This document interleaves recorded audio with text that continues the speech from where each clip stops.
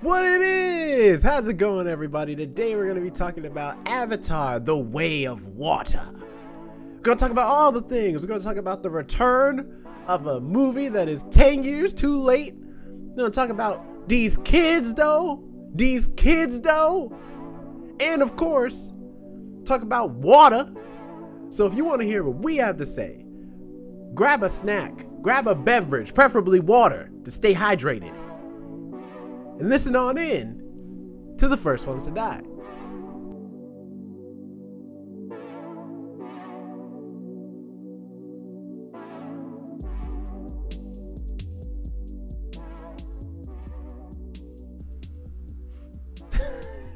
Hello, everyone. Welcome to the First Ones to Die podcast. My name is Jonathan. I'm here with Alex and Jerome. The wonderful, talented Alex and Jerome. How are you both doing? Alex, how you doing? You and Jerome make the stupidest faces. And I gotta edit these videos and just stare at your guys' faces sometimes. Other than that, I'm fine. It's friggin' cold in Seattle right now. We had an ice storm, so everybody's slipping and sliding. I was the only one of 5 people that went into work today. We got to go home early. A lot of coworkers did not yell at me, but were like, "Don't drive in the ice with a Beetle," because I have a Volkswagen Beetle. They were like, "You shouldn't be here." I was like, "No, I shouldn't," but I am. But other than that, I'm good. Came home around noon, so I got to be nice and toasty and just hang out for the whole day. So it was actually really nice. Nice. Well, we hope you're keeping warm. Jerome, are you keeping warm? I am. In fact, I spent the whole day home because my job was closed. So I did nothing but work from home. I'm tired, yeah. Like I've been working a lot. But hanging in there for the Christmas season.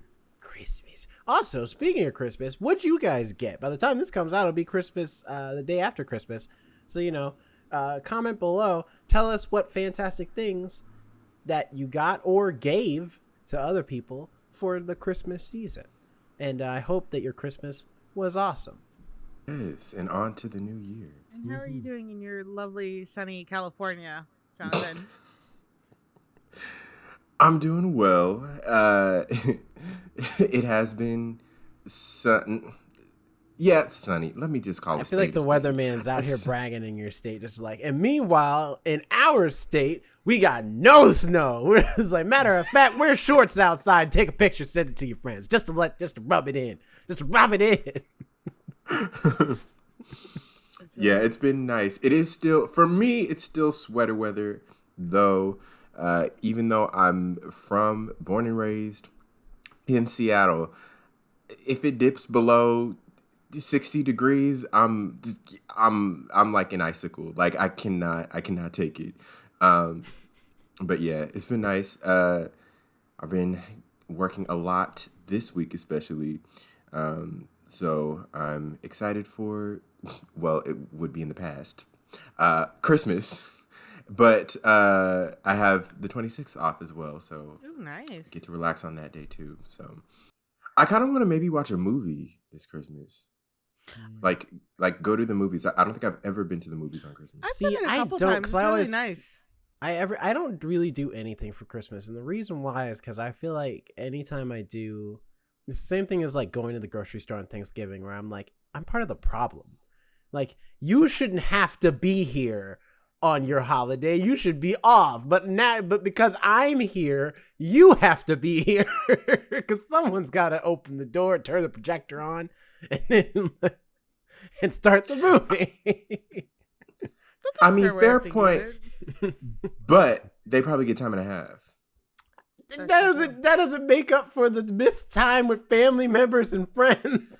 I don't know. It's chances are okay. Usually, well, and usually, you know how it would be when we would work at the movies. It would always be the people who wanted to work on those days. Like maybe they didn't have anything planned, or like their family is out of town, and they're like, "Hey, I might as well work and get some hours."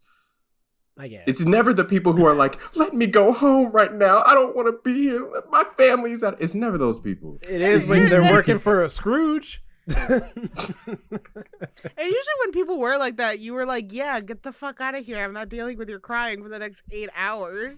Just go home. There's like 5 people in the store. We'll be fine. Go. I feel like there's a manager out there that's just like, I wish you would try and leave this goddamn grocery store. You were going to be here for the entire day, matter of fact. Christmas is canceled. I used to, when I worked at a friend, I would always work Thanksgiving, so it was right. Time and a half, nice pay. And 2, like I would be entertained by the people I would see come in because they were frantic. They were like, oh my God. Like, I don't know if those people didn't have like good like planning skills or like somebody came for the holiday they didn't want to, so then now they gotta one up them, you know? They're like, oh, the ham's not enough. I need this to make it perfect to show off or something. But it was always entertaining to see. And then I would have people that would come to the deli and be like, I need half a ham. And I'm like, I can give you half a ham, but it's not going to look the way you think it's going to look. And it's not going to present the way you present. They're like, I don't care. I just need ham now. I'll slice it at home. And I'm like, whatever, man. So, I mean, it was pretty entertaining to see those type of people on Thanksgiving. The ones who are like, they're still halfway to getting dressed, but they know they need the supplies because they didn't get it like a week before, and I don't know why. Poor management skills, people. You gotta get better management skills. Well, talking about poor management. You said it. Of time, we are anyway. We are talking about a movie that just came out called Avatar: The Way of Water. The Way of Water. Is it the way, W-A-Y, or wave? Way. Like way. Okay. Cool. Like go that way. All right, calm down. I always call it Avatar 2. Well, that's incorrect. Well, anyway, so I often am. So Avatar: The Way of Water, not to be confused with Avatar 2, is the sequel to Isn't it? Wait, why are you saying not to be confused? Hold on. Because it is Avatar. It's a sequel to Avatar, so it'd be Avatar. But it's not 2. called Avatar 2. Did you see a 2 in there? It's called Avatar: The Way Look up of the Water. poster, Alex. I'm just saying, I've Googled Avatar 2, and that's what pops up. So clearly, it's another. That's because their marketing team is good. They're like, these people are gonna call it the wrong name. They're gonna Google it. They're gonna call it the wrong name, but it's still gonna direct to the link to our tickets. So that's a good marketing team. Go on with your spiel as well. Starting. Hold on, I gotta. I'm gonna find Avatar 2 where it's called Avatar 2. Go on with your detail with your summary. Yeah, it's the sequel to the 2009 film Avatar. And that's not called Avatar 1. Anyway, I'll keep going. It's called The Avatar. So it's directed by James Cameron, of course, and it stars, among others, Sam Worthington, Zoe Saldana, Sigourney Weaver, Stephen Lang, Cliff Curtis, Joel David Moore, and others. And Kate Winslet. I'm about to say, you're not going to put Kate Winslet at the top? She wasn't on the top in this list on Wikipedia. She's number... Wait, hold on. 5 at least. That don't sound like the top. On IMDb. That's still not the top. I just mean, like, you know, in the initial like list of names, Kate Winslet has to be in there somewhere. Yeah, number 5. Number 5. But not number 1. So yeah, that's the cast. And in this movie, this review is already like, they go. Look, we're on Pandora, goddammit, okay? There's water, there's people, the cat people are back with a vengeance. Also, Stephen Lang, too. The humans are back. They're out here causing trouble. And you know what that means? It's time for the cat people to stop playing around and just get to business. Therefore, Jake Sully, ultimate cat man, has now decided that he and his cat children are not gonna take it no more. They're not gonna put up with the disrespect. They go fight back. And yes. You know, only after and you watch 2 hours of the movie first, and then they decide that. And if you remember in the first one, and spoilers for Avatar, the first Avatar, if you haven't seen it already in the 13 years that it's been out, Stephen Lang, his character, his human form dies. And Hold on, Jake what Sully. you doing? You out here? You out here spoiling? I'm spoiling the first one. Okay. No, I thought you were gonna spoil the second one. Sorry, my bad. Go ahead, continue with what you said. No. Wait, so I think I just figured out what happens in the second one. But go on, Jonathan. So Stephen Lang's character dies at the hands of Jake Sully. Actually, correction, he dies at the hands of Natiri. All right, you're gonna give the only female character in this in that first movie that's worth a damn outside of Sigourney Weaver, her props. Look, it's been 13 years. I don't remember it that much. I think I'm gonna go get a little more eggnog. I'll be right back. Feels like it's gonna be needed.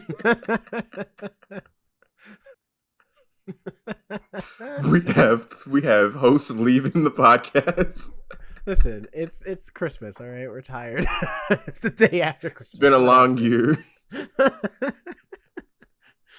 Anyway, go ahead. So in this film, it's also about a vengeance. Stephen Lang's character, and I should probably know his character's name, Colonel Miles Quaritch. He is trying to get revenge, but he's in this new avatar, Navi form. So he's trying to get his revenge on Jake Sully. So Jerome, what did you think of Avatar: The Way of Water? Basically, if this is your first time listening, we go through our non-spoiler thoughts and then we get to spoilers. All right, so Jerome, what did you think? This movie too damn long. Remember Justice League, the Zack Snyder Justice League review when I was like, this movie too goddamn long. It's the same thing here. This movie is too damn long and for no reason. At least Justice League, like Zack Snyder's Justice League, had like separate chapters. You know, there's stuff going on, so he splits it up. So it makes you like know, like, okay, we're like barreling through this story. This movie, don't get me wrong, it's not 4 hours. It's 3 hours and 10 minutes total. And while it's like, I will say it's like the flow is not too bad. There's plenty of moments where I'm just like, why are we here? Like, why? You could cut this out, you could cut that out, and I feel like a lot of it is because James Cameron's like, look, god dang it, I spent the money, okay? I worked hard to get these shots. We worked hard on this CG. He worked hard for the money. You go look at this damn water for 3 hours. Ain't no ifs, ands, or buts about it. Okay, you go look at this water. Weren't they originally trying to steal minerals or something? Was it the water they were trying to steal? What? No. We'll get into it once we'll get in. Yeah. But I mean, here's the thing. Length aside, I do think this movie suffers from a lot of the same problems as the first movie, but at the same time has some upgrades that the first movie didn't have too. Firstly, I think the main thing it has better is I actually care about the characters a lot more in this, mainly because we don't really focus on Jake Sully that much. We focus on his kids more, and the kids do actually a pretty decent job carrying the film. Like, I'm invested in these kids. Where the shortcomings comes in, because it's like personality wise, I care about these kids. Story wise, it falls to the same problems the first one had, where the stories are so generic. Literally, upon meeting these kids and finding out their roles in the family, like their family dynamic of this kid is this one and this kid is this one, you immediately know how the story is going to end for all of them. And there's 4 of them. And there's no surprises in this movie, not really. As far as like plot details, I feel like this movie is lacking in like any type of interesting, like really expansive ideas plot wise. Visually though, this movie is immaculate. Like, it is gorgeous. The movie looks fantastic. If you can see it in 3D, watch it in 3D. It looks good. The water, I will give it to James Cameron. It looks pretty awesome. I've never seen water look that good. CG, like where a movie filled with water like this, never seen it look that good in a long time. And even then, most of the time when water did look good before, it was only for minimal amounts. This whole movie takes place like near an ocean. So they did a great job. The character models look fantastic. I love the idea, the world building in this, where the water Navi kind of live in their own sphere basically, and you get to, and even the way they are formed as bodies is completely different than the Navi we met in the first movie. So I love the ideas. I love a lot of the visuals in this movie. Also, the high frame rate didn't bother me. The bounce between 48 and 24. The only thing that was weird is just that there were times where I don't know what happened, and maybe they'll patch it later in the movie theater, which is hard to say because that's often reserved for video games. But some of the model, like at times the Avatar characters, it's like the frame rate was weird or the render was weird on their bodies, and they didn't look quite as good as they did before. Not they look bad, just that you could tell that they were CG characters. And it's hard to explain without like. It had that. Sometimes they did. That was gonna be something that I said as well. Like sometimes they looked a little video game ish. Yeah, there were times they looked like a video game characters, and I was like, "What the hell's going on?" And then other times they looked smooth as ice. So it's weird. But that's my overall general thoughts. If I had to give like a solid like recommendation, I would say honestly, if you like the first one, you'll love this. It's a lot more of the same. But if you had a lot of issues with the first one, you'll have probably just as many issues with this one, because it's again a lot of the same as far as both the problems and the visual excellence. Well, for me, I came out of the movie A whole new man. enjoying. No. I hadn't said anything in a while, so I wanted to say something. Go on. Well, you'll get your say, and the audience will know what you have to say about the movie in a bit. But but I had a fun time while watching the movie. It was a very fun movie. However, the plot was, as Jerome said, it was generic. It felt like, and this was my issue when when I first heard about Avatar, the Avatar sequels, and they announced that Stephen Lang was going to be the villain for all of the rest of the movies coming out. So I'm like, first of all, you just spoiled like the plot of, or not the plot, but the result of the next couple movies, because we know that he ain't going nowhere. Like he's going to do his villain thing, leave, then come back for the next two. And it felt kind of like this one was the same kind of story as the previous one, just in a different setting. However, I really loved the visuals. I also thought that with the family aspect, I really loved that. I felt like I could really connect with the characters, even though they're these like different species of beings. I felt like I could really connect to like them and the familial aspect. And I appreciated that, we had kind of each character have their little moment where they got to, do their own thing, and then all of their own things come together at the end to solve the, not so, but like they came together at the end. But yeah, the plot was lacking, but everything else about it was beautiful and fun. And yeah, I just really enjoyed being in the world. And it was really cool to see the new setting and the new characters, because if we had spent, the entire time in the same setting that we had in the last movie, it would have felt like boring and monotonous. But the fact that we got to see these new things and experience this new world, or experience this new like land, or water rather. I thought that was really cool. Alex, what are your thoughts on the movie? I didn't watch it. Um, One, it's too long. I can't do like 3 hours in the theater. I'm gonna die. There's a reason I didn't see the last Marvel movie because it was They almost say 3 the hours. next Which one? The Marvel Endgame. Endgame Part 2 was like around 3 hours long. I can't sit that long. One, I have chronic leg pain. Two, I have ADHD. Can't Watch spend it these- at home.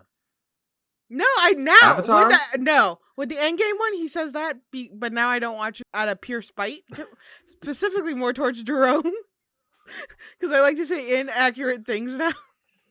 That's your loss. Go Go to to it. not on a good movie. Go to a theater. Go to a theater that has the recliners. Ooh, I do like those. Because I like that's what we did when we watched Avatar. It had reclining seats, so we could lean back. Did you mention your girlfriend fell asleep? No, like she was falling asleep. I think falling. it was mainly because we were both tired, and then she was just like, I had to check in. I was like, "Are you okay?" She's like, I'm tired. She's fighting for her life watching this movie. I didn't want to fight for my life to watch this movie. I mean, I think from the previews I've seen, it's very pretty looking and very like cool, and I like that like kind of watery glow look. But I just didn't put the effort and time to see it. Watching this movie, I didn't want to. Listen, they say the next one. There's a cut right now already done of the next one. It's 9 hours long. So just make it into a series at that point. Right? Just put it on HBO Why? Max. Why though? Why does it need to be? Because they're like, oh, you can't tell the whole story. That's what a TV show is for. You're right. If it's got more, then put it on a series. Make it a series. now here's the thing. I don't think it'll actually be 9. I think what someone was saying is they're like it's 9 hours long. I'm like I'm willing to bet there's 9 hours worth of footage, but they're gonna cut That's that down. There's no way Still it's gonna be 9 insane hours. that you made a 9-hour long movie. You're like, okay, we'll trim it down to 4 or 3. The fact that there was a 9-hour movie made, no, it's unnecessary. I find it highly Well, I mean, unnecessary. we don't know how much of that is just repeat takes, to be honest. Well, that that's they're just gonna different if cut it's just out, repeat takes, so. but like, That's what I'm saying. I'm like, there's probably 9 hours worth of footage they have, but I don't think the movie is actually like as far as like a finished cut. Wouldn't is they 9 if they were making a movie? Wouldn't it be like if and all There'd the be wouldn't all the hundreds of footage hours, be yeah. way more than it would be way more than 9 hours, right?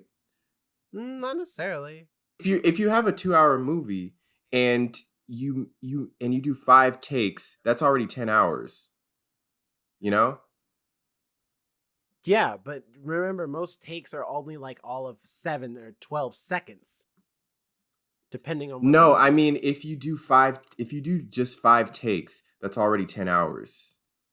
You know what yeah, I'm like saying? one scene can take a whole day and take a whole reel of film, and that's a straight 8 hours right there. Well, it's digital now, so like remember, this is all filmed in a CG green screen like thing, so they can film for as long as they want. It's all digital. Right, Don't so worry there about is more than filming 9 this. hours of film. If they say there's a 9-hour film, that most likely means that without repeats, They it's a cut 9-hour it down film. to 9 hours. Yeah, they just keep trimming. Cut it down. to 9 hours. We cut it down. Where's the final cut? 9 hours, man. Which with James Cameron, I could believe that. That man has no chill. This man has said this is what he wants to do for the rest of his life is make Avatar movies. When you got the money, you can just do what you want. Yeah. Here's my thing. I'm like, I don't know, man. I'm like, if you're gonna do that, you gotta make better stories though with this world, because I feel like this world has better stories to tell. Because it's an interesting, really cool world. I love the characters. I love the creatures. I love the like landscape of like the nature of it. So it's like it's not that Avatar doesn't have intrigue and interest in it. It's just the stories they're telling with Avatar are just the most like, have you seen a movie? Then you've seen Avatar. Like like type of stories where it's so boring.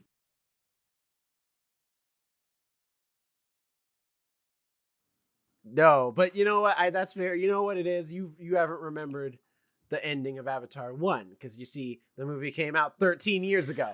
At the end of Yeah.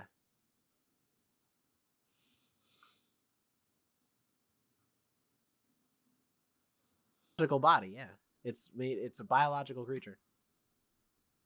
So That can do things because he has kids. yeah, that's what I was thinking. I'm like, that's like Yeah, he's a biological like the Avatar bodies. The only thing that makes them unique compared to regular Avatar, like regular Na'vi, is that they have 4 fingers instead of 3. I just But think it's weird that they gave them they're just the possibility to have sex and then to procreate with these creatures as well. if we're making a like, Na'vi body, we're not gonna not include his genitalia. All right, that'd just be weird. I mean, I don't understand what you're saying. Isn't Like, his clearly he has to. genitalia right? But like, you made him fertile. That's what I'm saying. It's weird that you made him fertile. That's what's odd about all this. Listen, that's just the body doing what the body does. All right, we didn't make his like sperm cells. All right, the body's just gonna make those on his own. He's a healthy male Avatar body. All right, listen, I'm just letting nature do its thing. I'm just a scientist. But it's not nature. It was literally a scientist created it. It's weird. It's weird to make a fertile replica of a being so that because their intention was never to breed with them. The intention is not for him to have sex. The intention was for him so to why give him the genitals and why make him fertile? Because because that is actually a plot of the Frankenstein movie. Okay, because in Frankenstein they distinctly say they don't want to give him a penis because they don't want him to procreate. You know why? And I think it's weird that they do that. I'll tell you why. Why is it that every time we build robots in every sci-fi movie, you have to make them like anatomically correct to every human, especially women? And every time there's a female android robot, they make sure she's got a pair of tits and possibly 2 of vagina. Yeah, that's something for the male directors and writers that need to figure their shit out. Women who write sci-fi with female robots do the same thing. So that's not an excuse. It's still weird. The fertility. So anyway, Kate Winslet. Kate Winslet. So that's where we're going. Also, by the way, we're going to the spoiler section, audience. So be on the lookout. And we lost Alex too, I think. Oh no. She was frozen for a while. Yeah. Yes. Can you hear me? Alex, you. Oh no. Yeah, okay, so we can hear you. Like it's just your camera. Yeah, my camera. Something's going on with my camera. Oh, okay. Okay. Gotcha. You were frozen like this for a while. That's just me trying not to kill Jerome. No, there's something that just going on with my camera, but continue. It's a very cute photo of me, so we're all good. Okay.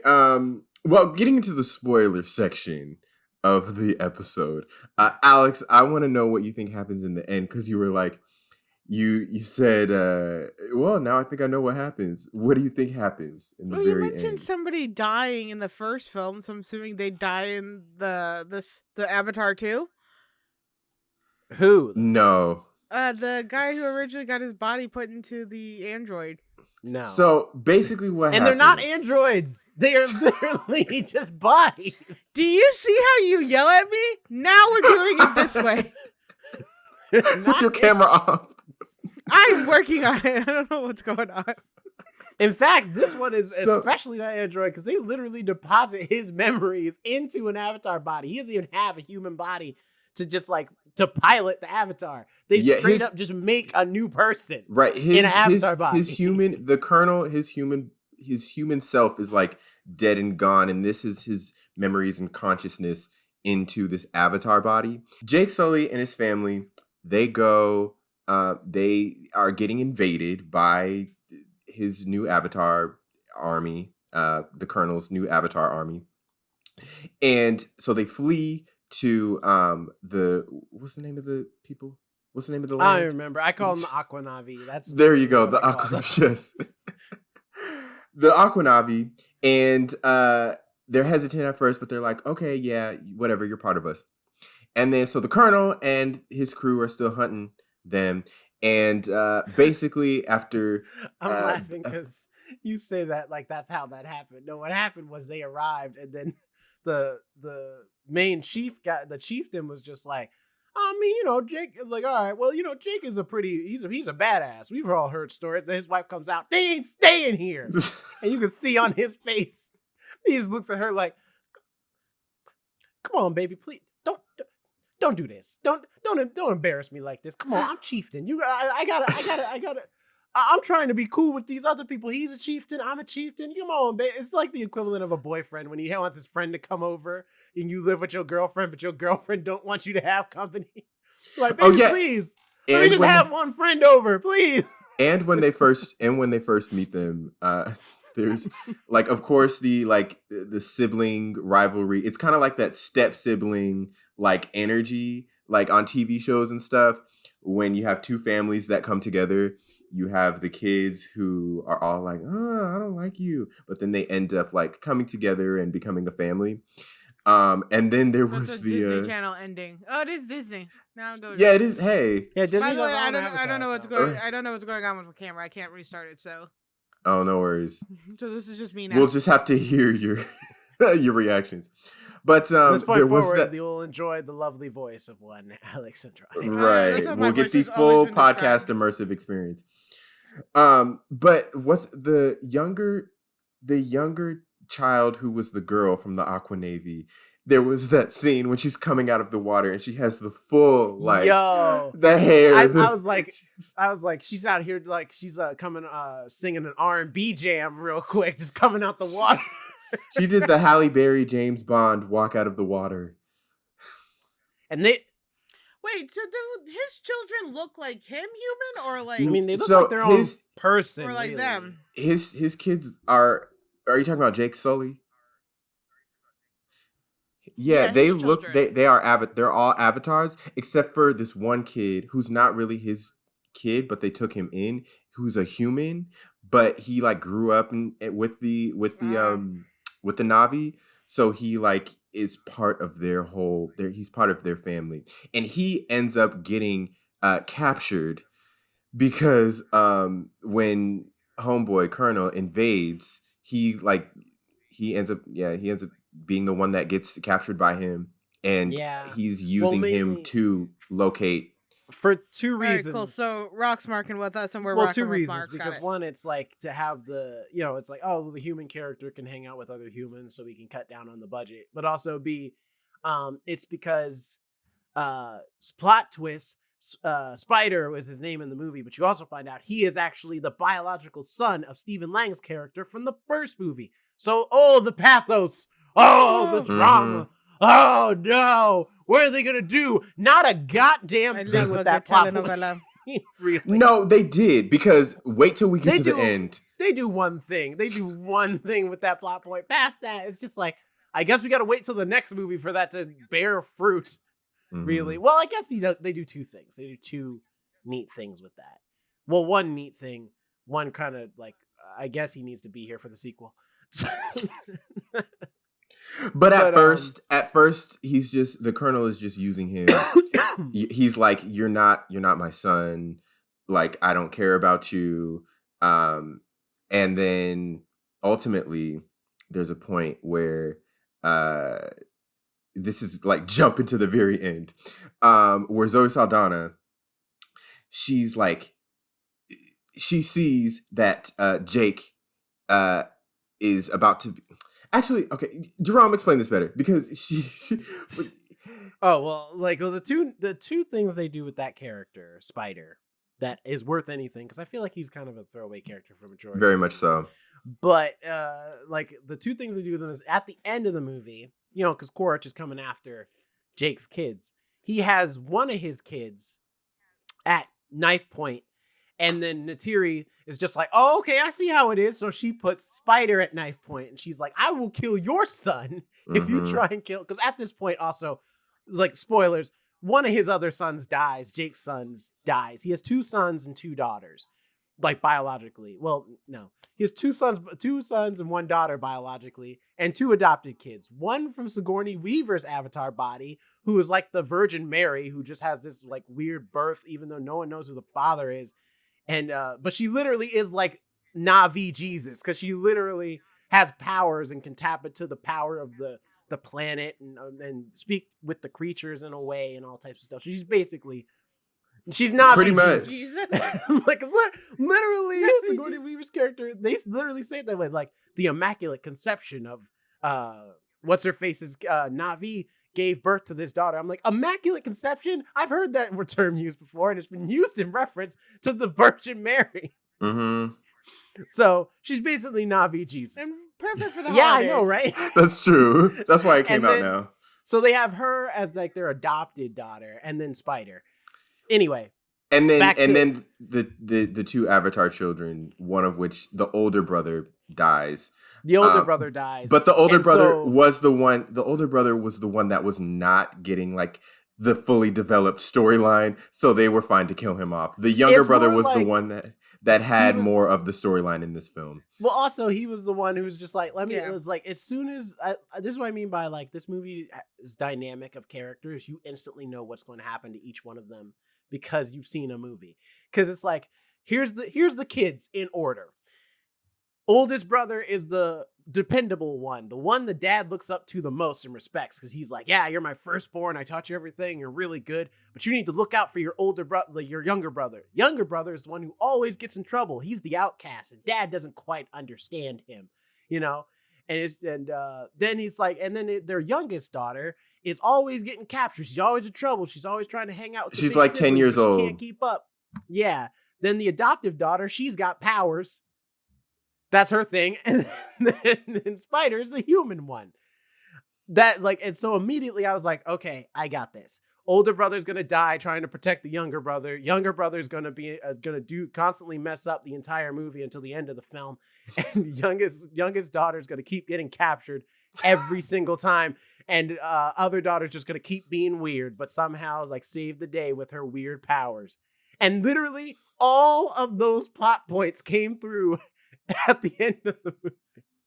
I was like, dang, I ought to go to Vegas right now. I'm too good at this. To the end of the movie, Quaritch has one of his sons at knife point. Natiri is like I'm cutting loose. And so she's like, I'll kill your son. And of course, at first he's like, I don't care. Bluff, and he cares about Spider. And you're like, oh, the pathos. Oh, the drama. And then Jake and Quaritch fight. And then when Quaritch is like drowning, this is the second thing. Like Jake beats him and Quaritch is drowning in the water. Spider finds him, and instead of leaving him behind, he saves him. He's literally saves, even though he's worked to help out his, Navi family throughout the whole movie. And anytime like the Colonel, what's his name? Is Colonel Quaritch. Colonel Quaritch. Anytime he's like attacked his Navi family or whatever, I have Wikipedia, but it's too many people in this cast. Literally on IMDb, there isn't even a first name. It's just Quaritch. Anytime like Quaritch and his army have done something negatively towards the Navi family, Spider has been like, no, what are you doing? Stop, don't do that. And then he saves this man's life at the end, which he's just going to come back with a vengeance, with even more of a vengeance towards your family that you were trying to save. So what were you doing? Like, what was... I think they're trying to set up a redemption arc for Quaritch. That somehow through all these sequels, he's going to be redeemed. Well, and he's going to be like a normal guy. We know that's not going to happen. I mean, he's still going to be the bad guy. But you don't know what happens at the end of the last movie. Maybe at the last movie, at the end, he's just like, you know what? I was wrong. He's like, do you forgive me? And then immediately, every single character should be like, hell no, we don't forgive you. You have literally slaughtered and killed so many of us. And that's not even to include how much you've done to the planet. You've destroyed all these people. Speaking of which, that's the other thing. The humans in this movie, there is not a single, outside Spider, there's not a single one that has any redeeming qualities. Like, at least in the first movie, you had Michelle Rodriguez, you had the other scientists that were working with Jake. You had like a good chunk. This movie, they're like, damn all that. Humans suck. Because literally, they can't even land. They can't even land on this planet without literally destroying an entire forest. Just the fire alone from their ship's landing burns down like half the forest. And you're like, we haven't even touched ground yet, and we're already destroying the ecosystem. And Alex, when they reach the water Navi, there are these huge animals that are basically like whales. They're whales. They're whales. I mean, we could try and sugarcoat it, but it's like, yeah, okay, the little like barracuda / butterfly things they fly. Sure, I'll give you that. But the other one, those are just whales. Those are just whales. But the other ones are I whales. love marine animals. Basically, Well, you wouldn't have liked I the know. whole like 20 minutes of this movie in Yes. which we just watched them hunt down a whale. They killed a The whale. actual- They killed this like whale, and they got like this vial of like stuff from it that apparently stops aging and is worth like millions of dollars. So yeah, that was that. Which the thing is, like, it's a thing where I'm like, the reason it is so self-indulgent is that they even use literal whaling techniques that have been used to hunt whales, and you watch them just hunt this whale for 20 minutes. You just sit there and you're just like, I'm sorry, can we cut to anything else? Like, we're just watching these humans hunt down this whale with no mercy. They could We're watching a whaling documentary. They are listening to these whales just, like, they do not care. They're just like, yeah, we got whale impression. They're just like, yeah. It was spot on, though. I'll give you that. Go ahead, like, here, let me put this harpoon on real quick. Yeah. I'm just like, Why the yo, why- y'all, what? they're Did they taking give a joy with reason killing this whale. For like they're whaling? The reason is, there's two reasons. One is, like Jonathan said, they're trying to get this resource that apparently stops aging for human. It's the new thing. Like, they're done with unobtainium from the first movie. In fact, that doesn't even come up at all in this movie. This second, then now they're after this thing that's in the whale's brains that stops human aging. But also the other reason is that Quaritch is trying, like, Jake. The movie starts with them destroying the forest, and then Quaritch finds them. And so Jake is, instead of Jake just be like, all right, we're going to have to do what we did in the last movie. We're going to have to fight back and kick some ass. He just is like, I got a family now. I'm just going to run. And so he runs away and goes to the water village to hide. Quaritch figures out there in the water village, and he's like, we need to draw him out. We need to bring him to us. And they love nature and these animals. So if we kill one of them and let it be known that we killed one of them, then they'll come to us because they'll want revenge. So there's like there is a reason they kill the whale. It's just how long the scene is and how drawn out it is that it's like, this movie's 3 hours, and I feel like some of this could be cut down. We don't need to. We get the point. Humans are bad, and they're hurting these animals. We don't need to watch for like a solid 10 to 15 them like hunt down the whale and then learn the description of how they do it when that never comes back up ever again in this movie. And I don't think in the sequels we're ever going to see whaling sequences again. So we just spent 15 minutes watching a whale die just so we could watch a whale die in the most elaborate way possible. I feel like this movie is very literal in the sense that with other media, if you're trying to send a message or have the movie be based on something that actually happened in history, they usually disguise it under more layers, or they might, make the storyline a bit different. No, Avatar just hits you over the head with colonialism, environmentalism, and it's very like literal, which isn't, I don't think like it's not necessarily a bad thing. It's not necessarily a bad thing, but it's like for 3 hours it's a bad thing because it's just like, God damn, like I'm tired. And I feel like we could get through this faster if you're just gonna be very literal about it. Like if you're gonna be subtle about it, okay, sure. Because you might need to draw it out just so that everybody, the general audience can pick it up. But these are things that I'm like, a 10-year-old can figure out what you're doing.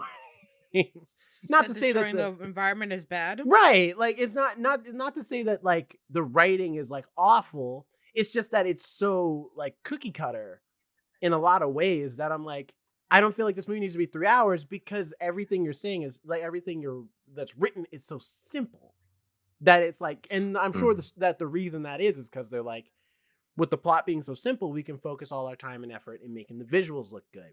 And we do. But it's like, whether the movie's 3 hours or an hour and a half, we can get how good the visuals are without the movie being this long. Because visuals are visuals. I'm staring at the movie the entire time. So if you're going to draw this movie out and have no subtlety to your script, it feels like you're wasting time.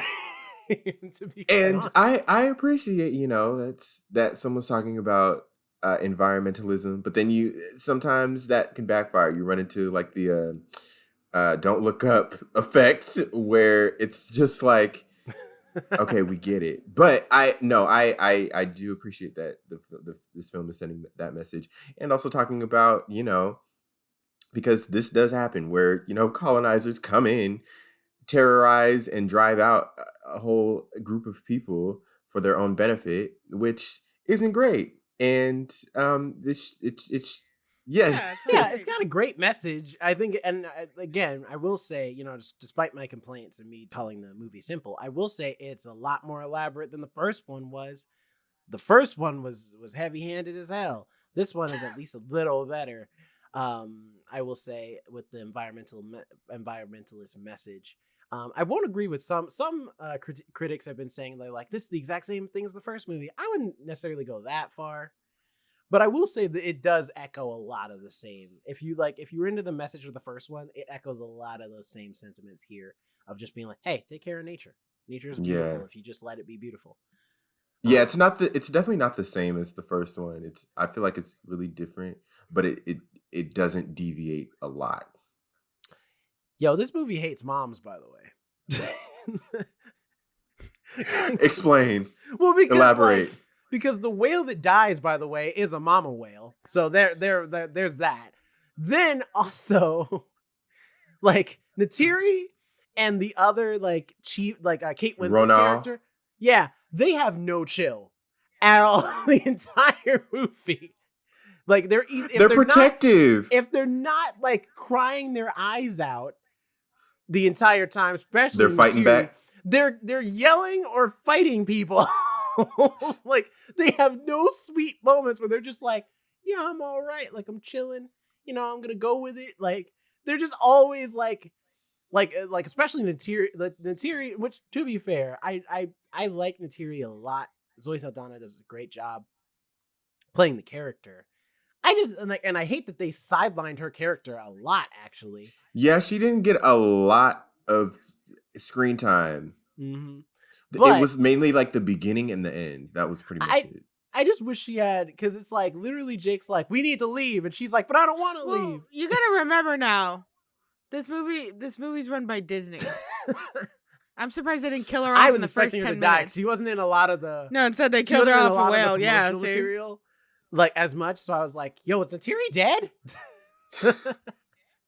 But she didn't make it through this movie. She survived. Mm-hmm. It's just the fact, though, that she's like Jake's like, we need to leave. We need to go to the water place. And she's like, I don't want to leave. And he's like, baby, come on now. Don't be like that. She's like, fine. And then I'm like, and then that's it. I'm like, well, dang, y'all ain't gonna give her a little more agency to do a little more pushback. She just goes along with this guy's plan, who, by the way, again, he's not native to this planet.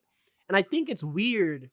A lot of people brought this up, and I didn't think about it until someone said it, where it's like, it is weird that he is the outsider, and yet people treat him like he's like the OG on this planet. Yeah. The fact that he's even the chieftain of the forest Na'vi when we start this movie, and it's like, I'm sorry, why are you chief? I mean, yeah, sure, you redeemed yourself at the end of the first movie, but also our tree got blown up because of you in the first movie. So if anything, you were just making up for past mistakes. That doesn't mean we want you to be our leader. If anything, Neytiri should be their leader. Right. It doesn't make a whole lot of sense, but it's just because it's like, well, he like, and that's what I mean by, like, this movie could have more elaborate ideas, but it goes for the simple stuff of like, well, he's the man and the main character, so of course he'd become chieftain. And it's like, but that doesn't make sense given the culture of these people that you told me that it is. Should they make a new Na'vi law where you have to be born, just like if you wanted to be president of the United States, you'd have to be born in the U.S. Should they make a law? Quick question: why is it voted in? Is the chief voted in, or like, is it that he's literally like, hey, I'm gonna take over because I'm probably the best looking one of you guys? I guess it goes to, like, we find out through the water chieftain that it's like he's like become like a legend, so he's like a badass to the Na'vi people. So they're like, yeah, of course we'll make you chieftain. You're like a legend. But I'm like, Yeah, he's a legend. Why? It's the animals that ended up I'm saving like, the planet. He's a legend that made the problem that made him a legend, though. Like, are we missing that part of the story? Mm-hmm. And also, when he flees and goes to the water Navi land, he brings problems there too. Like, That's what I'm saying. He's just a. But then they all seem fine with it at the end. They're like, "Oh, you're good." There's one line, because I was waiting for this line from Ronal where she says, "Once like they're in the mix of everything and midst." They're in the midst of everything, and they're getting attacked and stuff. And she says, "You brought this to us. You brought this to us," and nobody had said it up until that point. I'm like, yeah, finally somebody said it. Like, yeah, that's the saying. He This brought movie that to hates you moms because it's almost like they're saying, women, they're always so emotional. And it's like, no, she makes a good point. Like this man, because she gets ignored. But she says that, and nobody is like has her back. Not even her chief. Not even her husband. He's just like, well, you know, what are you gonna do? And like basically, his reaction. He's like, well, you know, you're gonna lose a few. It's like, nah, bruh. She makes a good point. Why are we out here helping this man? All he's done is brought problems. Wait, quick question. He was a chief and he ran away to the water? Well, no, what he does, he relieves himself of duty. He lets somebody else be chief of the Na'vi people, and then they crown like a new they crown like a new leader. Peace. In like a split sec, like it was like a 2-second, like, all right, you're the new leader, and we never hear from that guy. That guy never gets. We never hear from that tribe again. Well, he probably. That was my thought as soon as he was like, "Yeah, he'll make a great chief." I'm like, "You act like you were just like, yeah, but your problem now. See ya." And because Quaritch doesn't know where you're going, so he's just gonna attack these forest Na'vi, trying to find out. It's like they are going to have to deal with hell. That's why you never hear from them again. Couple of days until they figure out that you're not there. Damn it, Jake.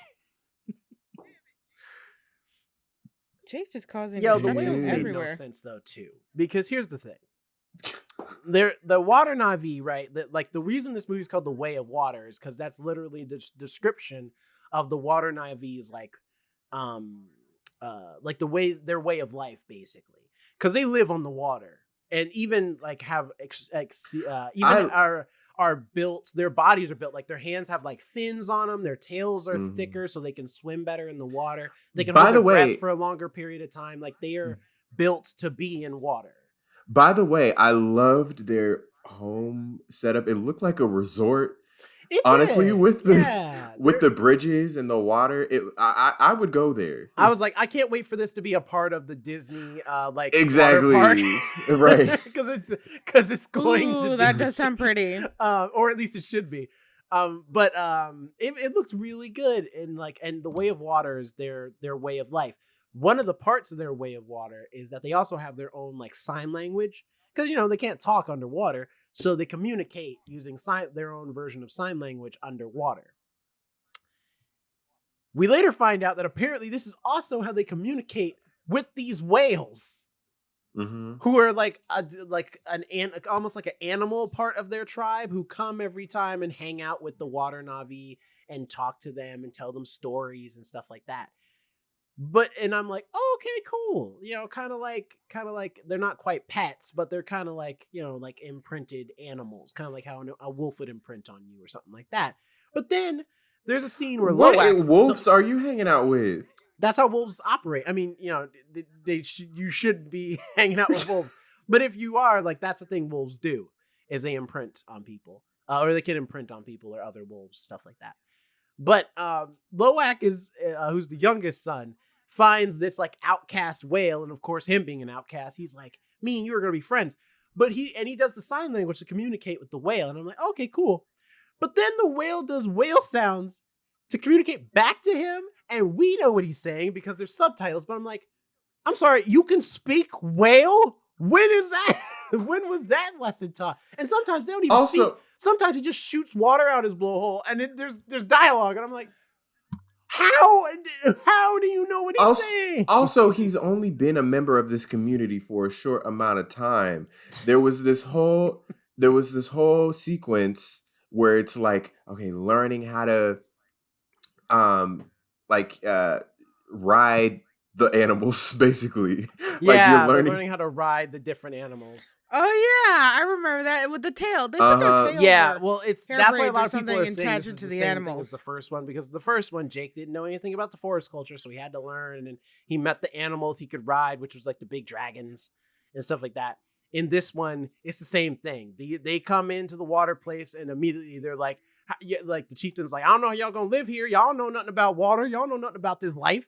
And Jake's like, we could learn. We could pick it up. And so the first thing they start learning how to do is, of course, like how to swim like they do and how to ride animals, just like the first movie. Mm-hmm. I always wanted to go swimming in like the ocean or go swimming with the sharks. And I would love to just do that. I think swimming with the whales, although I don't think I could do sign language with them and understand what they yell back at me. I don't know how whales talk. Is it a yell? It's kind of like a Well, do your here's the thing, sounds, too. Jerome. Like, it's basically Emo- moaning.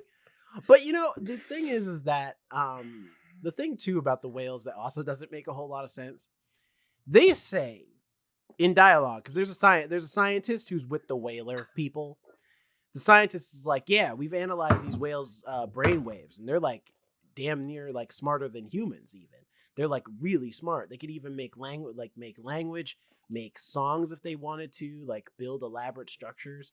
They're like really smart creatures. And to which I'm like, then how come rudimentary whaling techniques works on these whales? Shouldn't they be very hard to hunt too because they're so smart you literally can't catch them? Maybe it's because they're so big. They just can't avoid getting But caught here's the thing. because they're so big. I would have that excuse if it wasn't for the fact that Outcast Whale comes back at the end of the movie and proves just how elaborately they could avoid capture because he kicks their ass. He destroys an entire boat by himself. That scene was pretty deflects a cool. I harpoon. enjoyed that. Yeah, that's what I'm saying. Well, that's because he's just like, you know what? Before they were peaceful. Now he's like, yeah, now screw it. I'm just going to like throw my full weight into everything. That's when you just literally, instead of like going for technique, you body slam things. Not and you're even like, Alex. Fuck it, I'm like gonna he barrel does body through slam everything. stuff, but even they have these little horns on the front of them that are like made of basically like they're as solid as like a rhino's horn, basically. And to hunt these whales, because they have such a thick hide, they use these jet propelled like explosive harpoons. When they shoot one at him, he uses his rhino horn because he's so smart to deflect it, and it bounces back into the ship and blows it up because it's an explosive harpoon. And I'm like, why don't more of you do this? You are very smart whales. The official name for the whales is the Tolkiens. Yeah. Tolkien, like Not spelled that Lord way, of the but Rings? yeah, kind of. But It's pronounced sounds that like way. it, yeah. Oh, like No, Tolkien like black guy? there is an L. It's just not there's no I before the E. It's just Tolken, I think, right? Mm-hmm. So it's a thing.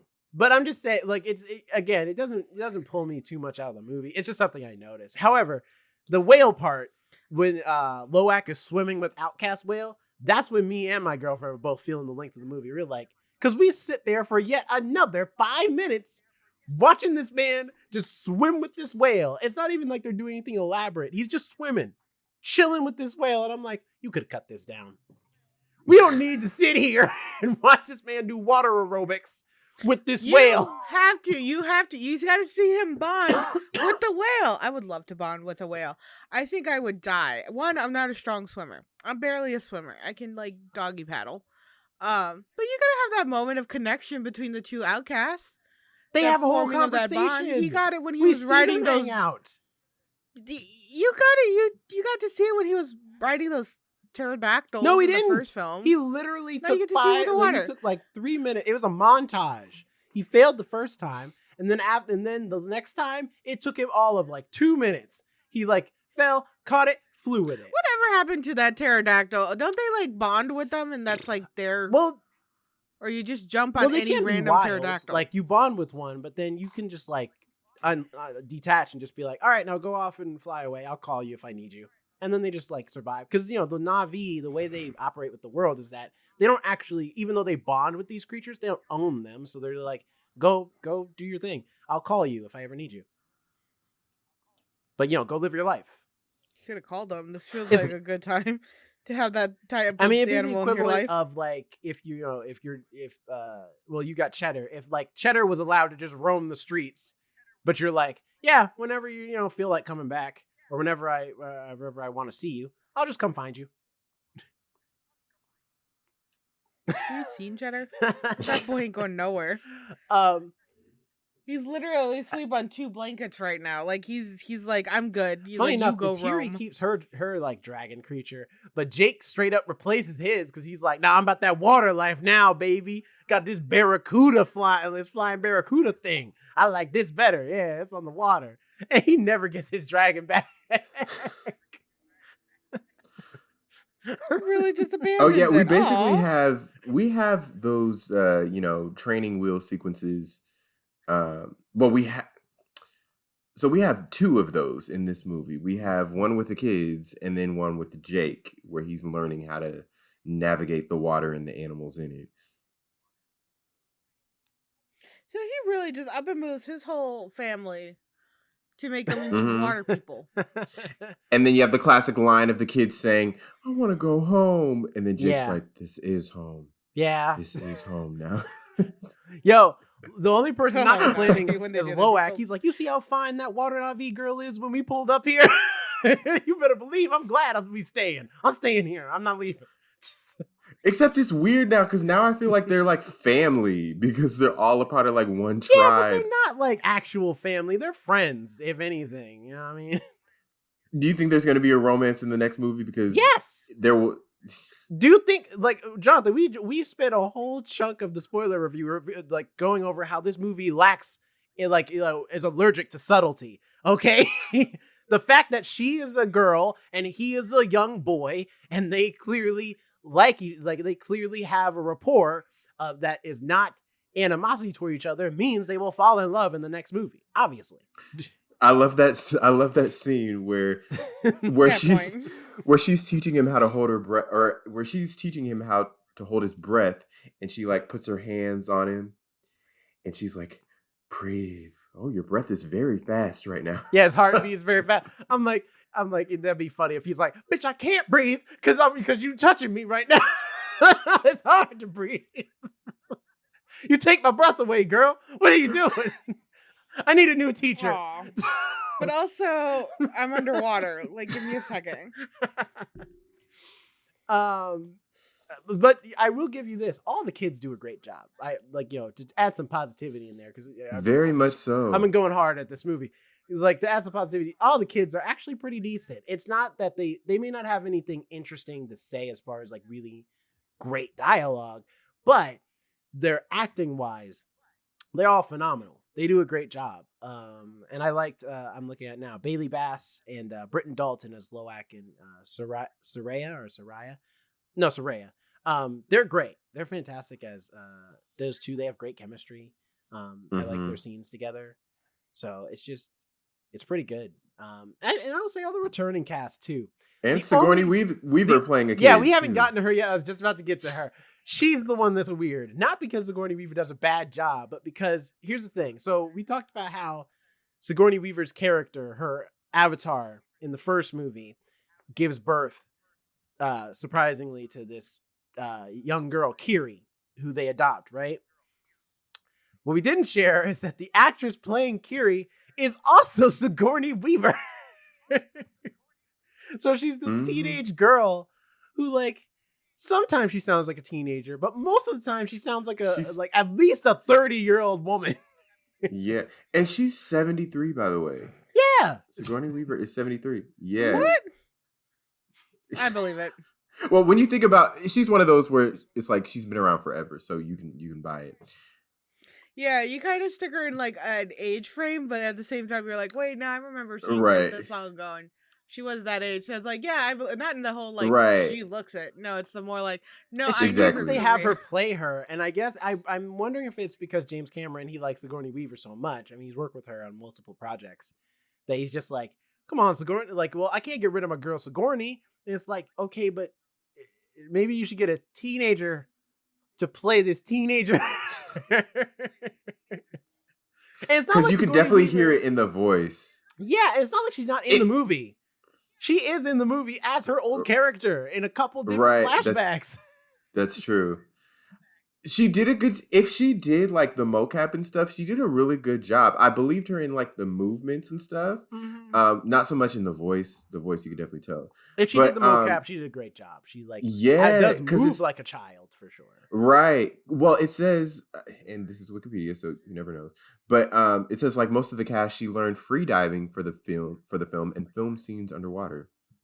Yeah, a lot of the cast learned how to hold their James Cameron really wanted those underwater scenes, so he's like, y'all gonna learn how to hold y'all breath underwater. Yeah. For under Kate Winslet, it said it marks her first time working with performance capture and motion capture altogether. Like most of the cast, she also had to learn free diving for the film. While filming an underwater scene, she held her breath for over 7 minutes, a new record for any film scene shot underwater.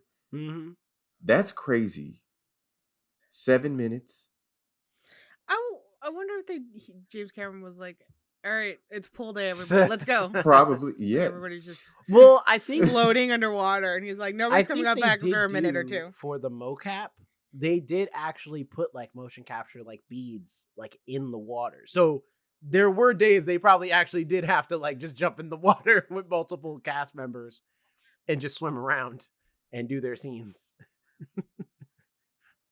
I you know what? If I ever have to work on a film or if I ever want to be an actor, I only want to work on films where I have to do ridiculous stuff like that. I want pool days. If I ever become an extra on something, I can only do it if like, we have to have a pool day every day to learn how to like hold our breath underwater. I'm telling you now, I've done a project like that. It sucks. It sucks when you're doing it, but you're willing to do it because it sounds your job, fucking so awful. Do it. But it, like when you have to do it, it's just like No, it sounds fucking awful to have somebody tell me you can't come up above water for 3 minutes. No, it sounds terrible. But if I am going to do this, I'm going to go like in full, like the worst way possible. Maybe I'll die on set. It'll be nice. A story to tell. It will make the movie legendary. There's plenty of people that die on set and we never hear about it. Yeah, but those are just the tech crew. Well, I feel like we hear about most of them. We hear about most of them. I mean, like Alec Baldwin. what was it? Alec Baldwin thing. Brandon Lee. Oh, yeah. From I was talking about like that stunt woman from Deadpool 2. All the people in that not the Exorcism movie. What's that other movie? Where the house was trying to like kill them. Monster House. Not Monster House. But like all those. Yes, no, Monster House. Many people died on filming that movie.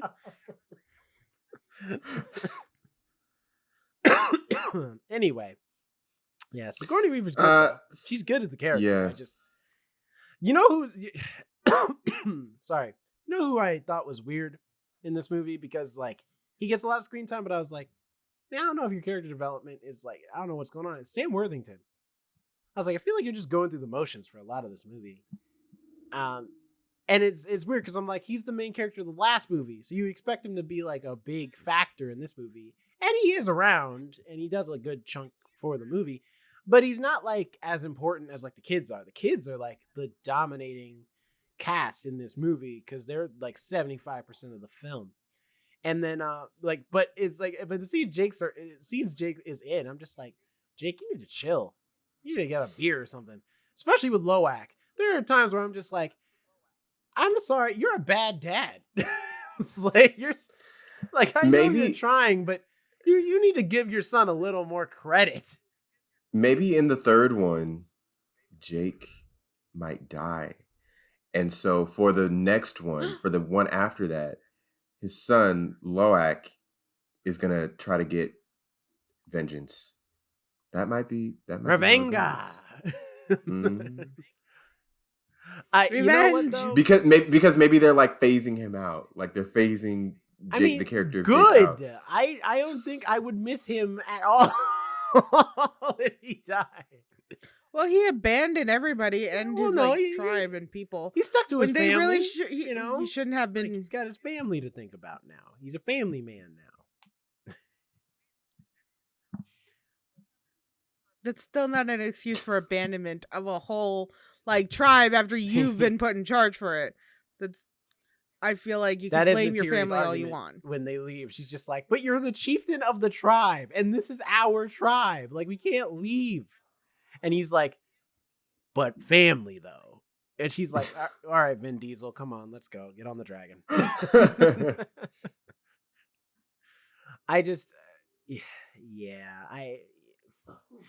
You know what I want, though? I want all the kids to be competent next movie, though, for real.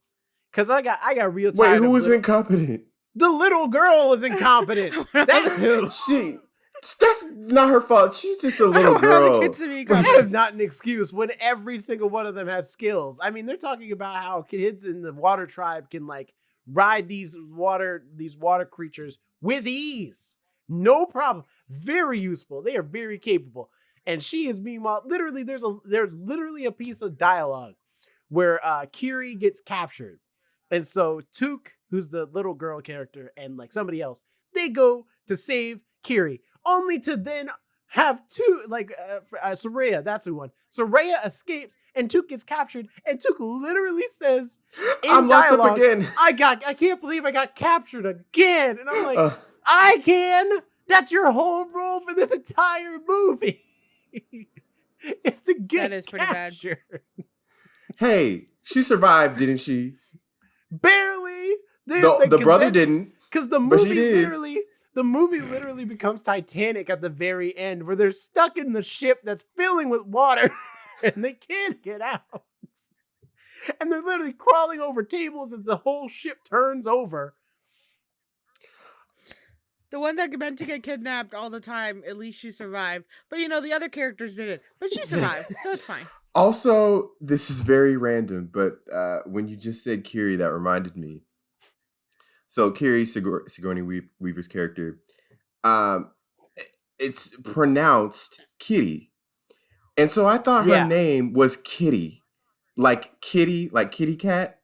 Throughout the whole movie, I didn't think it was Kiri, but with an accent. But it's Kitty.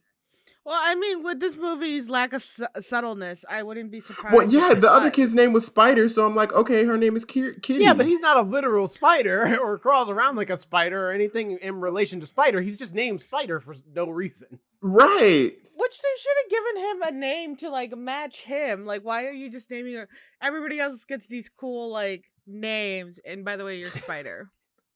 Although, is it because he's small and squashable? I love that Spider is that's the other movie in this movie that's secretly there is Guess Who's Coming to Dinner, because it's implied that Kiri and Spider kind of have a crush on each other, and they have this close relationship. Wait, really? Yeah. Because, again, they're kind of like brother and sister. What the heck? No, it's more like he's a family friend who comes around a lot. He's like Jazz from Fresh Prince. He comes around a lot. I didn't see it that way. And you know why? Well, here's why I say he's not like family. You know why I say he's not like family? Because Neytiri don't accept him. Right, because she was about to kill him. No, I think... No, not even just because she's about to kill him. In the beginning of the movie, she's like, he needs to go back with his own people. It's like, God damn. Also, do you not know who you married to? This man ain't from your people either. You accept him? What's the problem? What? Because he got pale skin? That's why you don't like it. I never thought that she was ever gonna kill Spider. I thought that was always just a threat. Oh, no, I thought she was going to kill him for real. Because after her son dies, she's like, all humans can get it. It's on sight. And she literally goes insane. Her eyes are wide. Her pupils are dilated. She's just standing, screaming her lungs out, killing everything. Oh, hey, I got my picture back. There we go. I'm back. Hey. I was watching TikTok, so you But it's just it's just funny to me that I'm like, yeah, but they kind of have a crush on each other. But the thing is that that is just so funny, the idea that Neytiri is just does not accept this boy. Then why did they keep him? He does not live with them. he lives with the. You remember the like scientists in the first movie who were like helping Jake out? They're still there. Yeah. They're still on the planet, like researching and everything. He lives with them. But he went with them to the water tribe. No, he gets No. captured by Quaritch. He just He gets ends up there. captured, and then So this they isn't use family. him. She has reason to kill him. They use him so that they can find the water people because he has, He can speak connections the to them. language and he knows the Yeah. culture a little bit. But he, Ow. like, excuse me. I'm sorry, Spider didn't need to be in this movie. he's the weakest character in this film. Well, Yeah. that's why Not he that was the in the actor is a film, because bad they needed job, but he's the actual character. Well, what's funny is normally you would have a human character like that so you could save money on the budget, have scenes with just the human characters or whatever. Kind of like they did in the first movie. But there's not I don't think they're scene worried about budget. in this movie where there's not CG, so you literally don't need this character. Cuz he doesn't really do anything except save his dad. That's pretty much it. Now granted, he's the character that is needed to mess everything up. well, here's There the you go. thing, is that this movie, I think, like, the reason I'm not as harsh on this movie, though, as far as score, is because this is the second movie. We know there's a third one coming, and possibly a fourth. And fourth. Well, they say the fourth's coming, but they haven't finished it yet. So I think it's dependent on how this second and third movie does. If the studio's going to be like, man, screw it, we're done. But I think James Cameron can still get away with it and be like, all right, I'll just make it myself. Mhm. Yeah, But and I think it's doing well. it is doing Right. okay. It's actually and people were worried because it's projectedly was supposed to has to make like $2 billion globally to Although- like make back its box office. But I'm like, I think Yeah, it'll I make did that globally. I think it'll Post that do video fine. where I was like, I agreed with that guy. I kind of want the movie to fail. I posted on our Instagram where he's like, I've never wanted a movie more to fail. And I'm like, me too. Just a little bit. But I mean, the- right now it's at 661 million box Yeah. office. globally so I or think domestically. Probably globally. Okay, cool. But- so it's on the right but track. still- It's only been yeah, out it- like 2 Okay. weeks. A week? No, 1 week. Nah, it's been more than 1 week. A week and like it 2 came days. yeah, it came out last week, man. Yeah. I hit my mic. Hasn't only been 1 week. It came Today's out Friday. literally on the 15th or the 14th or something. Wow. Yeah, time flies. But yeah, yeah. So it's doing. Or maybe well. time doesn't go by fast enough. Because you're already 2 weeks ahead of Ti- You're already a week ahead of us. Time is irrelevant. Lunchtime doubly so. Go on. But it's just, I like the reason I'm not as hard on this movie is because I will admit, it being like the middle of the story, I feel like there's a lot of characters and things that are introduced in this movie that aren't going to pay off until the third and fourth movie. Because, for example, another big plot point that just completely gets dropped from this movie is Kiri's father. Because, we were joking about her being Navi Jesus, but the reality is that she actually does have a father. And she asks about it, and we don't find out who it is. Like, she taps into like the spirit tree, and we get to see what she sees. And she sees Sigourney Weaver and taps into her spirit. And Sigourney Weaver's like, yeah, my daughter, it's cool. And she's like, who's my dad? And before she can answer, she gets sucked away into like some spirit portal thing. So there's like, it leaves this mystery of like, who's her dad? Is that a human child trying to figure out who her dad is? No, You're not my dad. No, she so you know how Sigourney Weaver's character had a Na'vi body in the first movie? Mm-hmm. And when she was dying, they tried to transfer her consciousness into Right, her Na'vi but it body. didn't work. 'cause It she didn't died. work. But somehow, I guess it worked a little bit because her body was just in a coma, not dead, her Na'vi body. And it then and then somebody impregnated her while she was in her Na'vi body while she was in that coma, and that's how we have Kiri. And they've been keeping her in stasis ever since. So her Na'vi body's just sleeping in like a tube, just like chilling. And everybody's just okay with that plot point there. I mean, listen, this is 3 hours worth of movie, and we have a whole bunch of other stuff to talk about. We don't, we're not going to focus on the Sigourney Weaver being in a tube Wait. Or getting pregnant during a coma. Well, here's the thing: we don't know what happened, so we don't know if it's like if it was like a bad thing or not. Has a she's in a coma and the child has a father. I'm gonna lean towards it was not a good thing. Well, see, but that's how they describe it, because that's how, she's like, I have to have had a dad.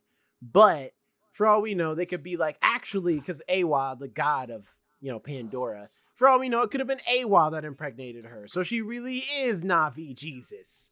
So there really was no father figure, like actual physical body. I don't know where James Cameron's going with this plot point, but I was just like thinking we were gonna wrap that up by the end of this movie, because I'm like, I'm sorry, are we gonna drag this on for multiple movies? From listening to you guys talk, as I've just been here in the spirit realm myself, it just kind of sounds like this movie was almost like the first movie.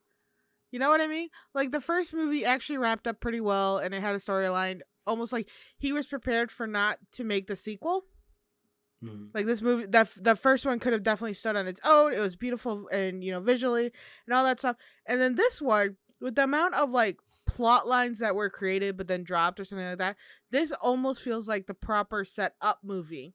And I think he knows full well that he's going to make so many other sequels. Like, it's almost maybe like it's contracted in, or he's already like been working on it, or like it's guaranteed some way that he's willing to drop so many plot lines and miss the mark on so many stuff because it'll be eventually answered going down the line. Yeah. That's what this movie keeps sounding like, that this is almost the first movie. The other one was almost like a prequel in a sense. This is like the first movie of the series. Well, it's trying to be kind of like how Empire Strikes Back was, where it's like Star Wars came out and that movie is self-contained. If you just watch nothing but Star Wars, it's a complete story. They like start with this hero, they blow up. I fell asleep during that movie too. I don't see how, it's very short. But anyway, they start with the hero, they fight the Empire, blow up the Death Star, everything's happy. I mean, Darth Vader escapes and all. But we don't meet the Emperor or anything. So as far as we know, Darth Vader's the big bad, and he's just going to float in space for the rest of his life and die eventually at some point. So, all is well and the galaxy is saved. When they made Empire Strikes Back, it's almost like that reset everything, where it's like, actually, the Empire's still around. And then by the way that movie ends, it ends off on a pretty big cliffhanger because the heroes lose. And it's like, wait till the next movie to get the resolution. The difference is Empire Strikes Back had cool plot points in its own movie to carry you through, so that when you hit that in cliffhanger, you're like, oh man, what's gonna happen next? This movie, it's the plot points are so generic, or just waste time, that by the time you hit the end of the movie, you're kind of just like, I don't even know if I want to watch the next one. I mean, I guess, but I'm not like waiting on the edge of my seat for the next one to come out. I'm just like gonna watch the next one because it's just gonna be another Avatar movie to watch. At least that's how I feel. I am probably, I'll watch. I don't know when the next ones are coming out. The next one's supposed to come out, I think, next year or the year after next year, like at the end of the year next year, because they already filmed Avatar 3. They filmed 2, 3, and 4 at the same time. That's why it took so long for these movies to come out, is they did it all at one time. So hypothetically, the third one should be coming pretty soon. Well, I'll be interested to watch, and I'll be even more interested to see if my prediction comes true. I guess should we get into final thoughts? 2024. That's when Avatar 3 is supposed to come out. Okay.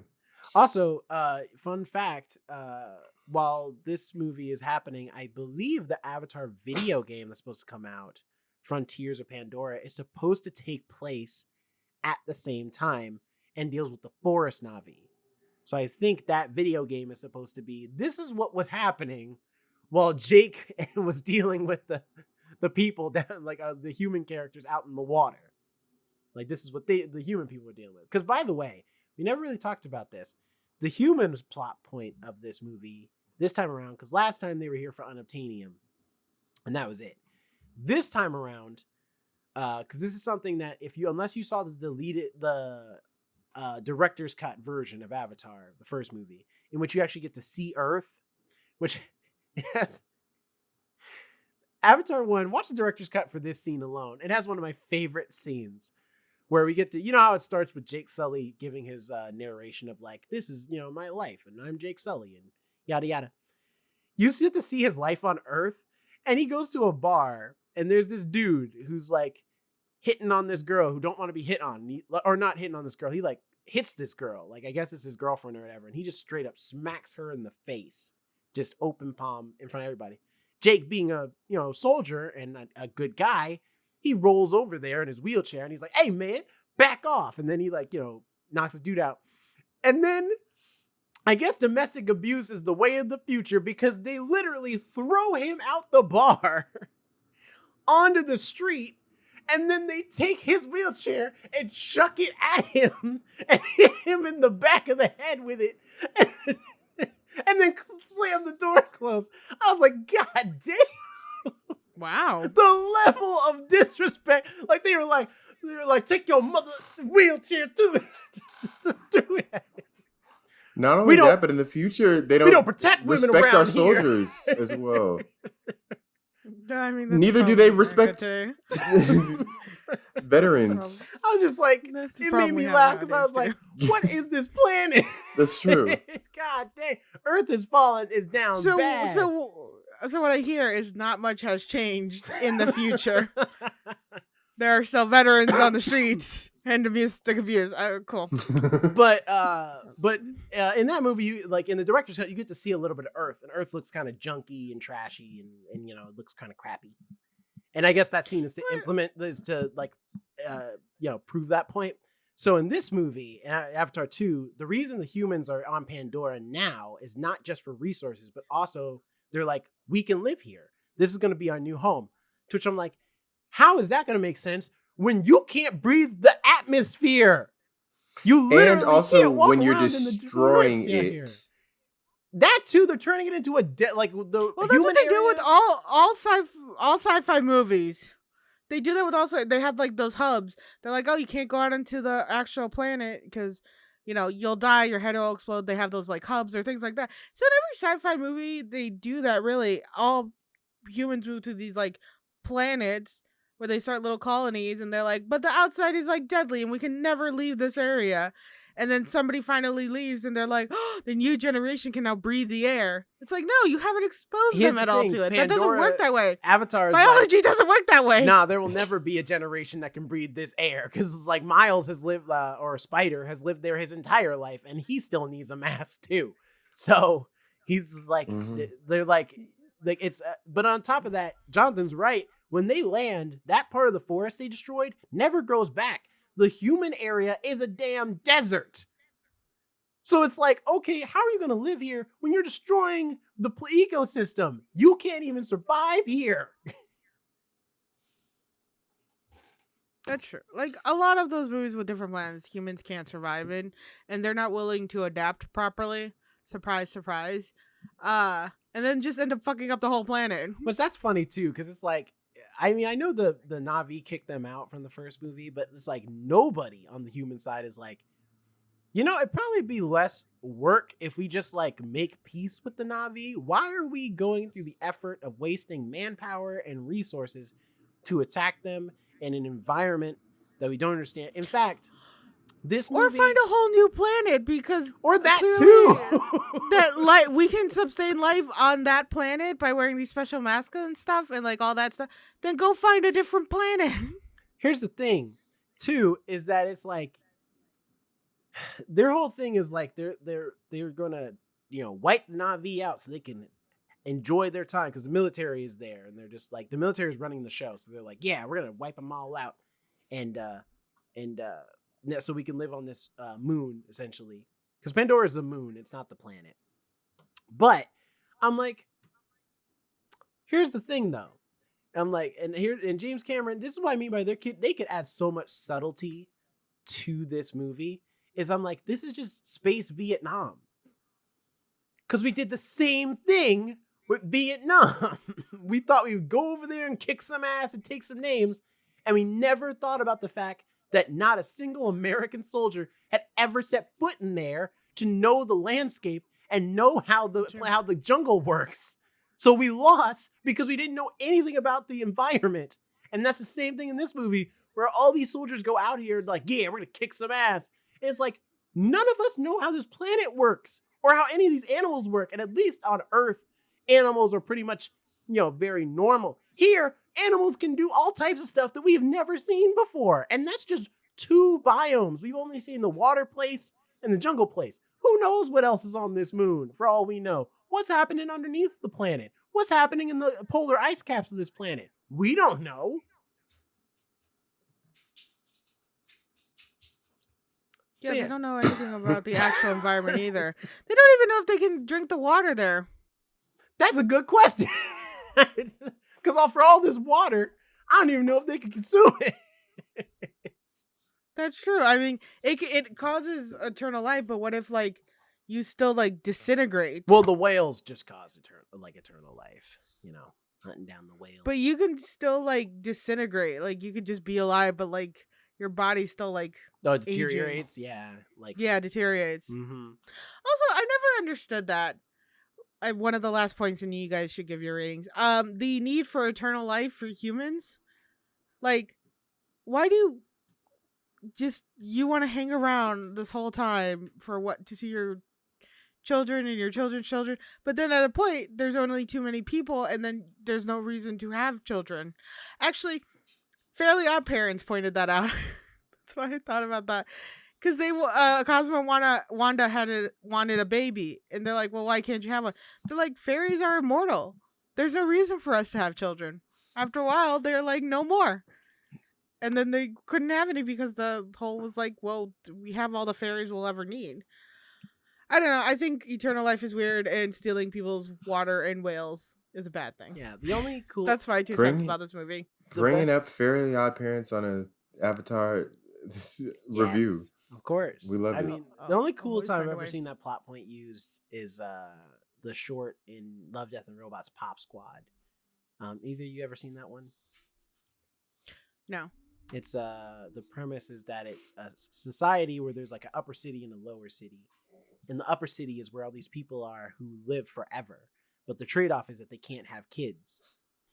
But the people who do have kids are people who because every adult can live forever if they wanted to and had the money. But it's a lot of them are what's the point of it living an eternal life when you've done everything? It's pointless. Yeah, you're just kind of there. And so they have kids, but there's a force dedicated to killing the children that are born in this new society. And it's a very good told story because the main character has a conflict of morality and other stuff. It's a really interesting, really great short. If you haven't seen it, watch Pop Squad. It's one of my favorites from that season of Love, Death, and Robots. It's way more subtle than this movie. this 2-hour-long movie in that 10-minute short. Speaking of rating. Yeah, we don't want this review to be as long as this movie. So rating is... That's fair. I would give this We're halfway there. About the same thing I gave Avatar, which Avatar 1, which was a C. Yeah, just a C, regular C. I don't think this movie is awful. I think there's a lot of enjoyment to be had. I'm just out here just pointing out stuff, but it's not. I don't say all that stuff to say that I hate the movie. It's just that I just think there's a lot of. I harp on it so much because I feel like there's so much potential to do with this premise and this world. There's a lot of great character moments they could be doing. The world is so interesting that I would love to see more of it, as far as what they do with more animals maybe, or more of the environment, or maybe a tribe that isn't so nice, because it seems like the Na'vi are pretty peaceful people. I'm like, where is there a Na'vi tribe that isn't peaceful? Maybe there's some people who live in a volcano or something, and they're just like, I wish you would come over here. Don't you bring this war over here. We will throw you in the volcano, big fella. But yeah, that'd be cool to see. Yeah, if they're, or maybe if they're fighting with another tribe. Yeah. That would be an interesting dynamic. I feel like there's a lot to mine from this world and this concept that I feel like this movie is leaving on the cutting room floor for the sake of just being we just want to tell a story about the environment. And it's okay, cool, but you could do that and also have cool stuff happen. And good character moments. And so for those reasons, I feel like it's lacking in that department. But the visuals alone do carry this movie over for a lot of points for me, because I will say there's a lot of movies coming out still to this day that don't look as good as this movie does. And that has to be applauded in a lot of ways. The mocap that a lot of these actors did is to be appreciated. It's done very well. So, and not every actor is flat.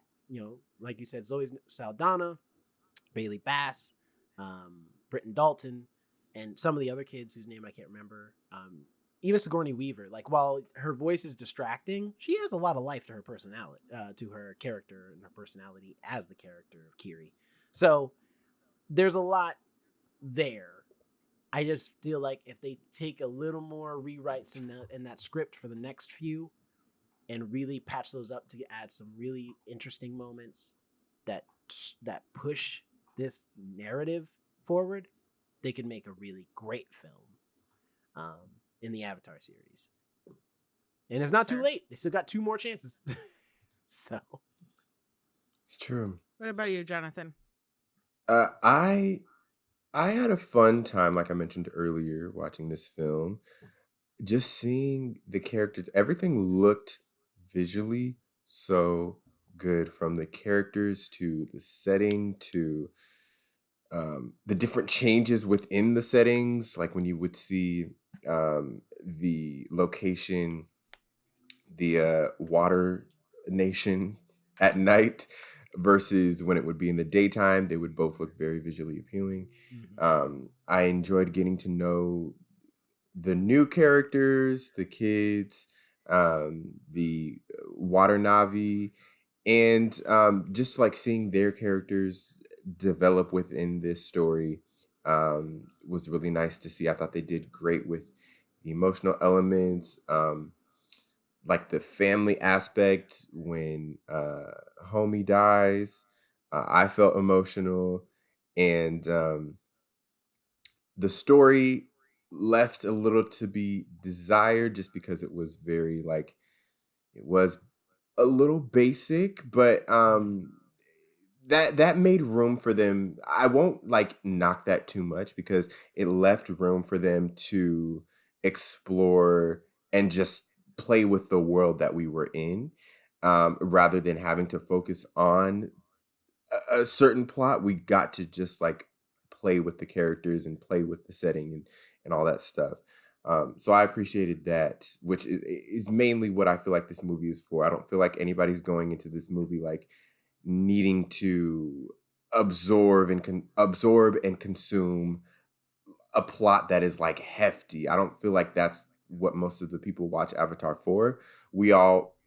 Most of us watch it for the visual element of it, and just the spectacle and the epicness of it.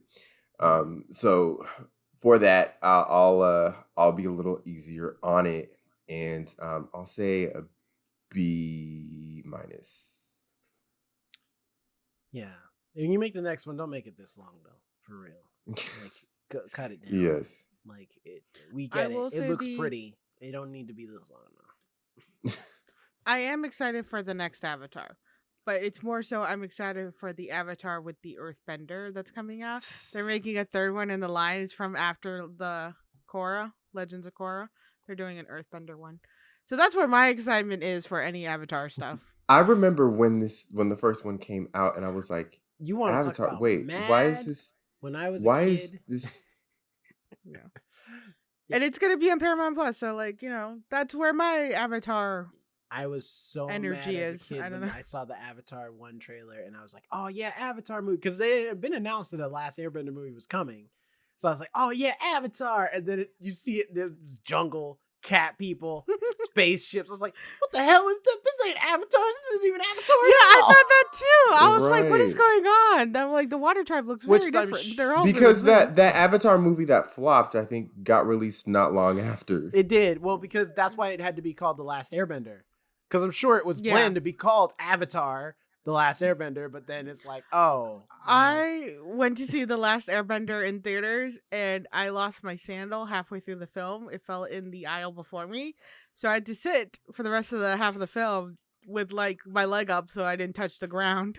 How did you get home? No, it fell in the front row. I just had to hop after the movie. Oh. But there were people sitting in the row in front of me.